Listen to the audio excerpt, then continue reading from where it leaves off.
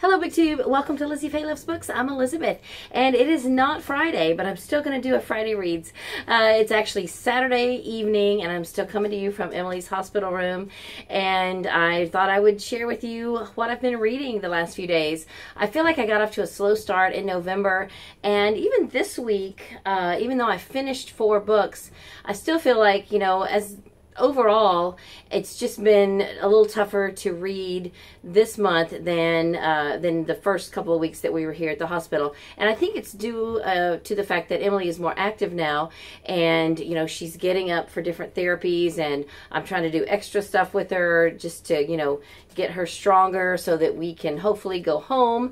It's almost looking like we may not be home for Thanksgiving, although I had held out hope for a while there, and I don't know, it still could happen, but we want to make sure, of course, that she is ready to go home and that her medicine is all straightened out, and you know, for the maximum result, you know, to keep her as close to being seizure-free as possible. So we're just taking it a day at a time. Meanwhile, I am reading. I have finished 1 fiction book and the rest nonfiction this month. Of course, Nonfiction November is happening. That, of course, was created by Olive from A Book Olive and Gemma from Nonfic Books. And I'm not really doing the challenges as of yet. I really need to look them up and see what they are, because I could probably plug in all of these nonfiction books into one of the challenges. I just haven't made an effort to do that yet.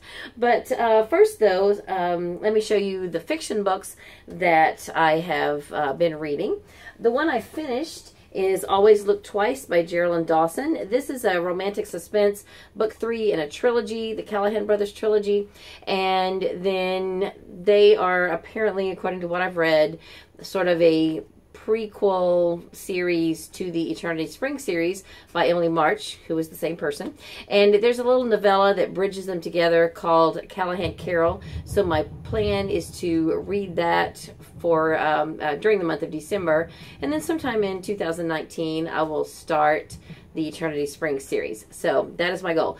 Just a word about this one. The storyline of it I thought was very interesting. It, you know, like I said, it's romantic suspense, so there's some murder and mystery and everything. The romance was a little on the sizzling side, not too over the top, but the language, the main male character had a mouth. And it was actually all of the Callahan brothers. They're supposed to be kind of the neighborhood bad boys, sort of this town of Brazos Bend, Texas. And when I say bad, I mean in being, they've kind of had a reputation from early on of kind of causing trouble, getting into trouble, also being, you know, popular with the ladies and that type of thing. But then they all grew up to become something in either military or law enforcement, CIA, that type of thing. So they're all very highly skilled in what they do, and it all has something to do with, you know, being a tough guy. So anyway, it was a good, I mean, I should say it was a mix of things I don't like and things I do like. And so, you know, I just kind of tried to overlook the parts that I don't like, which is mainly the foul language. But the series as a whole has been really interesting. And I hope, though, that the Eternity Spring series is going to be more of a community-based series, and that I think I will enjoy it more. At least based on the covers, I think I will. So, I don't know. We'll get to that next year. So, anyway, this was book 3 in a trilogy. I borrowed this interlibrary loan, and I am glad to get it done so that I can get it returned. Then the other fiction book that I've started, I'm about a third of the way through, is The Wedding Circle by Ashton. This is book 3 in the Cherry Cola Book Club series. And if you are following along and reading along with us for this series, then this is the book that you should be reading this month. Last month was The Reading Circle, and now we're on The Wedding Circle. So, so far I am enjoying it. I'm not going to say much about it, but hopefully at the end of this month or beginning of December, we will do a live show. That is, if I'm home finally at that point, then we'll do a live show and we'll talk about this and all the other read-along books that we've been reading for the last couple of months. Then this book might be classified fiction, but to me it really feels more like nonfiction because it's a companion book to the Mitford series by Karon, and there's commentary, there's excerpts from the series, which those parts are fiction, but there's commentary about each book and what's going on and about the excerpts that are here. So it feels more like a nonfiction book to me, but it's absolutely a wonderful book. It is a fantastic snapshot of the series as a whole, focusing more on the spiritual aspects. And for me right now, that has been perfect. I loved reading this book, and I want to say thank you again to Emily Sears, who recently changed her channel name to The Redhead is Reading. So be sure you check her out. She is one of my best booktube friends, and she sent me this book. It's an ARC that showed up at her library, where she's a librarian, and I'm so thankful that she sent it to me. I thoroughly enjoyed it, and it was just really wonderful to go back down memory lane and sort of, you know, read some highlights from each of the books, and I loved it. I absolutely loved it. So that was fantastic. Then for my book club, the mystery book club that I facilitate at our public library, this was what we were reading, The Midnight Assassin by Skip Hollandsworth. I had to go ahead and return the book. The copy I had was interlibrary loan, and it was overdue, so the librarian made me a photocopy of the cover, and I appreciate that. I always think it's good to, you know, to hold up a visual, or, you know, for some people who have the software to, you know, put a picture up here. I don't have the editing software to do that, so I'm going to hold something up. So anyway, this was a true crime book about America's first serial killer. It took place in Austin, Texas in the 1800s, and I won't go into a lot of it right now, but I will refer you to Emily Sears.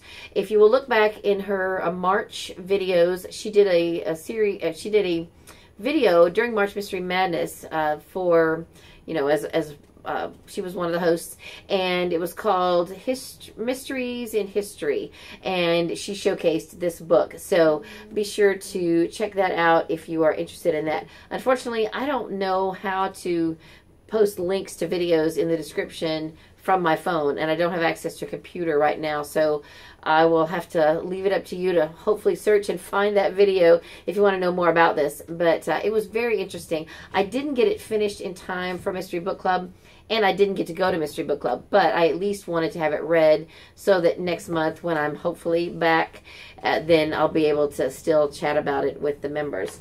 Then same kind of thing for our regular book club at the public library. They met this past Thursday. I didn't get to go. The book for that book club is Killers of the Flower Moon by David Grann. I have not finished this yet. I think this is about an accurate place in where I am, which is not very far. Well, I don't know. There's, I think, 7 discs, and I have just started the 3rd one. So, you know, somewhere in there. This is very interesting. I just found out that my brother has read this. I was just having a little chat with my siblings the other day, because actually yesterday would have been our parents' wedding anniversary. So we were chatting about that, and then, you know, because they both live in Oklahoma still, I said, hey, have y'all read Killers of the Flower Moon? And my brother's like, yeah, I haven't, you know, and so he's going to loan it to my sister. So we will all have read it, you know, pretty soon. And of course, this takes place in Oklahoma, which is where I grew up. And it is about the, well, I can't really tell you too much about it because until I've read it, but as I understand it, a lot of Osage Indians were killed because people wanted their oil, and so that through it all, the FBI was created, and there was apparently a big cover-up. You know, I don't think anything about this made it into the earlier Oklahoma history books. I know I don't remember ever learning anything about it in Oklahoma history. Of course, I don't remember everything that I did learn in school. You know, some things stick and some things don't. But you know, anyway, I'm excited to finish reading this. So far, it's been very interesting. Then another nonfiction book that I just finished this today. This I loved. I haven't decided what I'm going to rate it yet. Maybe 5 stars, just because I loved it that much. This is Books by Larry McMurtry. Of course, Larry McMurtry is the author of Lonesome Dove, which I read earlier this year with a read-along group. And it is basically his memoir, and how and about his relationship with books through his whole life, his early reading years, and then as he became an adult, his time as a bookseller, an antiquarian bookseller, and I believe he continued to be a bookseller his whole life. Even while he was writing screenplays and novels too. And I looked it up online, and the bookstore that him and his wife started is still in business. It's called Booked Up, I believe, and it's in Archer City, Texas, which is not that far from where a lot of my Texas relatives live. And the next time we go for a reunion, you can betcha that I am going to be twisting my husband's arm to head down to Archer City. I would love to go to that bookstore. I saw all the pictures online, and it looks fantastic. So I'm running out of time. The other thing I've read just a little bit of is Fit for Life. And then I have started finally all of these books that were TBR picks, including my secret book, which I'm not going to show you until I finish reading it. One of these I may DNF, but I'm not going to say anything about all of them at this moment. I'll just to let you know that I am into all of them. So that's all for this video. My time is about up, and I hope you're having a great day. Read a good book, and God bless you.